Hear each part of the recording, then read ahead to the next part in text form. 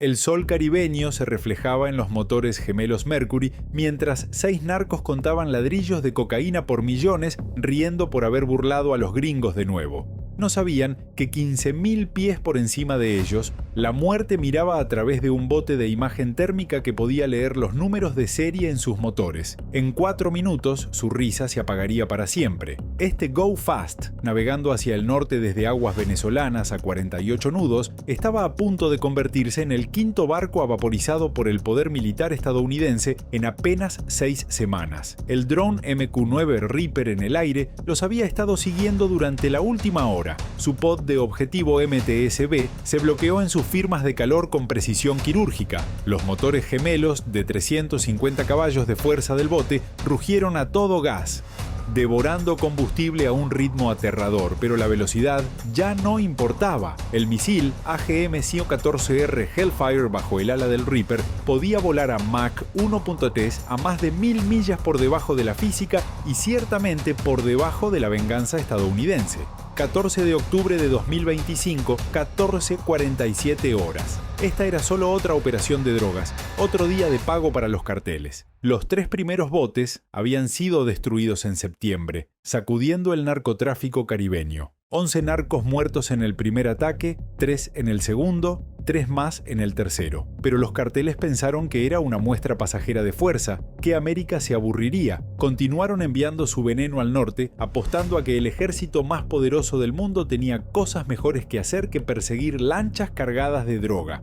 Estaban equivocados porque lo que habían iniciado como ataques dirigidos estaba a punto de convertirse en algo nunca antes visto. En días, América hundiría un submarino narco, rompiendo una línea que nunca se había cruzado en la guerra contra las drogas. Para octubre de 2025, el ejército estadounidense había convertido el Caribe en un coto de caza para narcotraficantes. Más de 10.000 soldados estadounidenses fueron enviados a la zona. El USS Illina, con 2.200 marines a bordo, patrullaba con destructores como el USS Jason Dunham y el USS Gravely. El submarino nuclear USS Newport News se encontraba al acecho bajo el agua. F-35B Link 2 desde Puerto Rico. P-8 Poseidon submarino cazador recorría la superficie.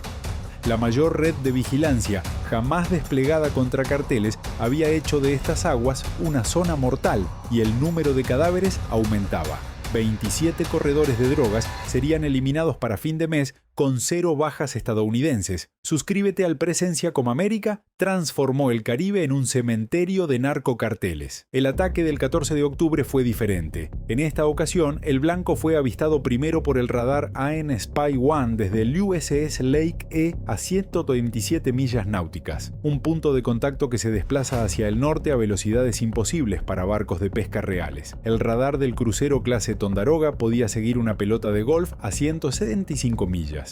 Un Go Fast de 35 pies habría estado gritando su ubicación en letras de neón.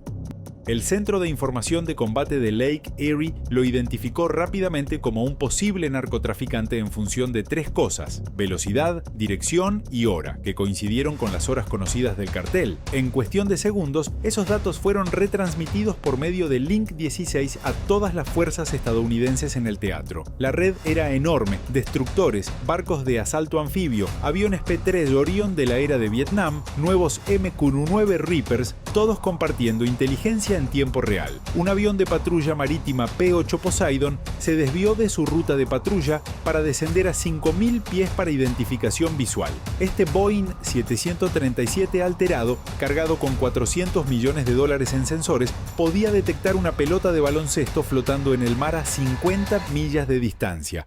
Su radar AN-PI-10 se enganchó en el objetivo mientras su cámara electroóptica MX-20 HD hacía zoom para una identificación visual. Las imágenes se retransmitieron a la base del grupo de tareas conjunta. 6 hombres, armas a la vista, paquetes apilados en medio del bote, la imagen clásica de un corredor de drogas. El Drone Reaper ya estaba en posición, lanzado desde Roosevelt Roads en Puerto Rico 3 horas antes. Esta aeronave en específico, con la 09T4SA 6 y 8, portaba el último sistema de puntería multiespectral MTS-B con infrarrojo TV y designador láser en una sola bola de 100 libras. La capacidad del sistema era secreta, pero los operadores decían en broma que podía leer la fecha en una moneda desde 25.000 pies, desde 15.000 pies de altura.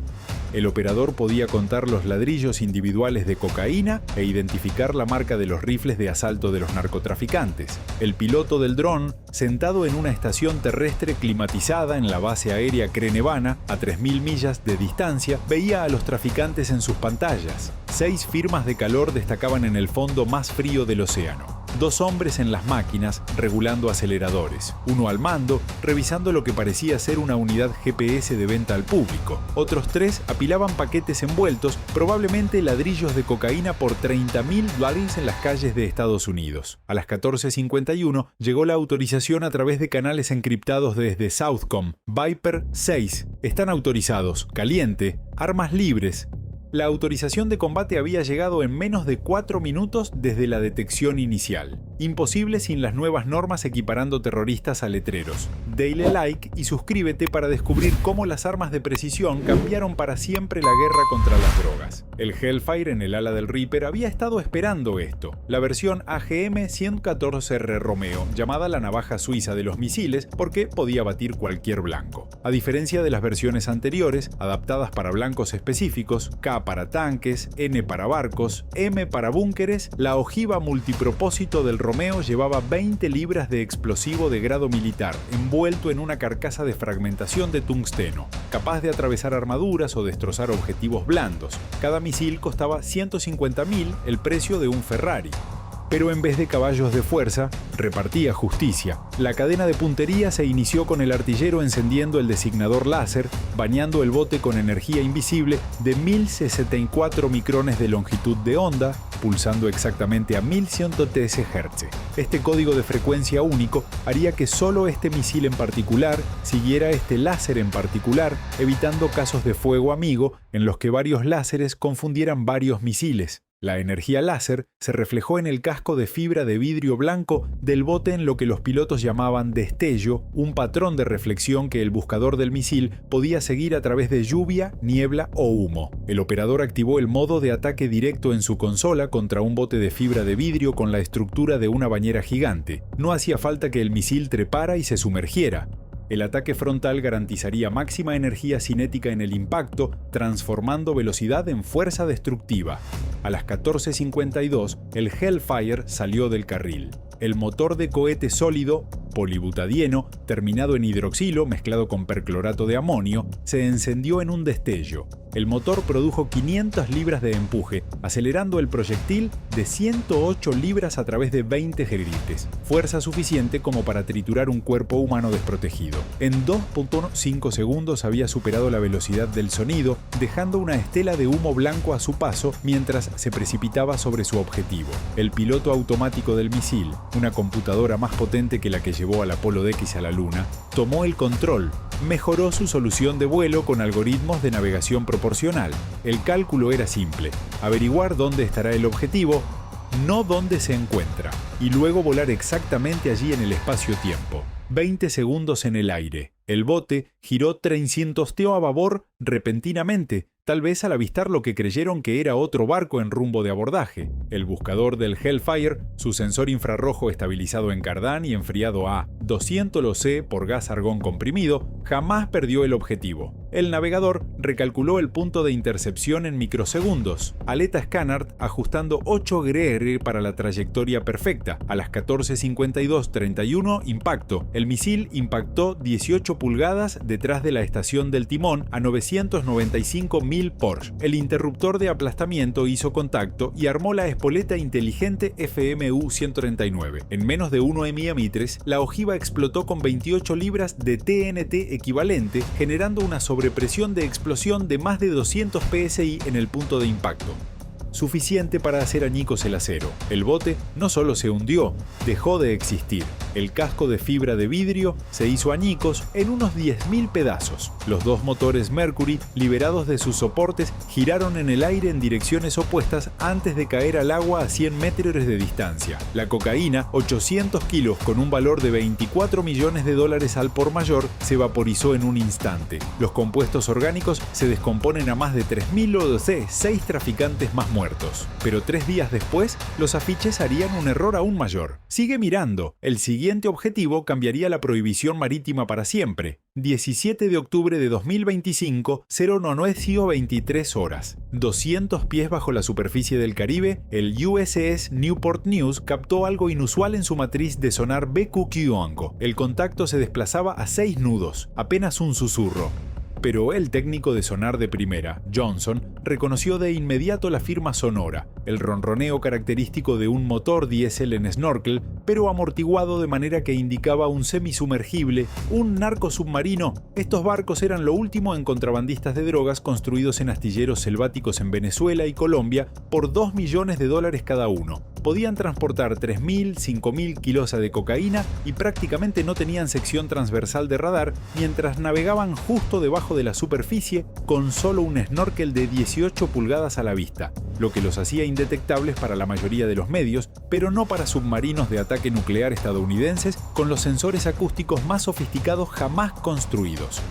El Newport News había estado siguiendo ese contacto durante 6 horas con su sonar remolcado de arreglo lineal delgado TEOPOM 29. Este sensor, arrastrado 2.600 pies detrás del submarino, podía escuchar ballenas a 50 millas de distancia. Frente a un motor diésel, incluso uno muy amortiguado, el descubrimiento era seguro. El BSI-1 del submarino procesó los datos acústicos en una pista tridimensional que mostraba velocidad, profundidad y dirección. Las computadoras hasta calcularon la relación de compresión del motor, un diésel marino Yanmar 6 LI-3P que se suele encontrar en los yates. Pero los submarinos no llevan Hellfires. Para esta misión sin par, América requería algo nuevo. El MH-60R del USS Grave fue equipado con el misil antibuque AGM-119 Penguin, desarrollado originalmente por Noruega para enfrentarse a barcos de ataque rápido soviéticos en fiordos cerrados. El Pingüino tenía una nueva misión. Su ojiva de 120 libras, suficiente para romper cascos de destructores, sería brutalmente excesiva contra un semisumergible. El helicóptero despegó a las 10:15 am volando solo 50 pies sobre el terreno para evadir la detección por radar. Su radar multimodo APE-13 detectó la pequeña firma del snorkel a 12 millas, una señal tan pequeña que necesitaba mejora computacional para separarse del ruido de las olas. Pero el helicóptero no encajaba solo. El Newport News estaba pasando información de blancos en tiempo real por el enlace de datos avanzado AW13, convirtiendo al submarino en un controlador aéreo avanzado submarino. A las 10:31, desde 8 millas, el Penguin disparó. A diferencia de la guía láser del Hellfire, este misil utilizaba guía infrarroja pasiva, bloqueándose en el calor del escape diésel de Narcosub, alrededor de 400 Fahrenheit, en comparación con el agua del océano circundante, 78 IOF. El contraste era como un faro para el buscador infrarrojo no enfriado del misil. La ojiva de 120 libras del Penguin se estrelló contra el casco de presión del barco, abriendo una herida de 6 pies por debajo de la línea de flotación. El agua del mar se abalanzó a 10.000 galones por segundo. El sumergible se volcó sobre su costado de estribor y se hundió en menos de 90 segundos, llevándose a 2 tripulantes con él. 2 supervivientes fueron arrastrados fuera del agua por nadadores de rescate del Gravely, los primeros testigos oculares de la nueva doctrina mortal de Estados Unidos. Tras ser interrogados, confesaron que el semisumergible transportaba 3.100 kilómetros de cocaína con un valor de $93 millones. Aún más alarmante, decenas más de narcosubs estaban en construcción en selvas venezolanas y colombianas, una información que revolucionaría futuras operaciones. Para el 21 de octubre, las estadísticas mostraban una letalidad sin parangón: 7 barcos destruidos, 27 muertos confirmados, más de $200 millones en cocaína fuera de las calles estadounidenses. 0 bajas estadounidenses.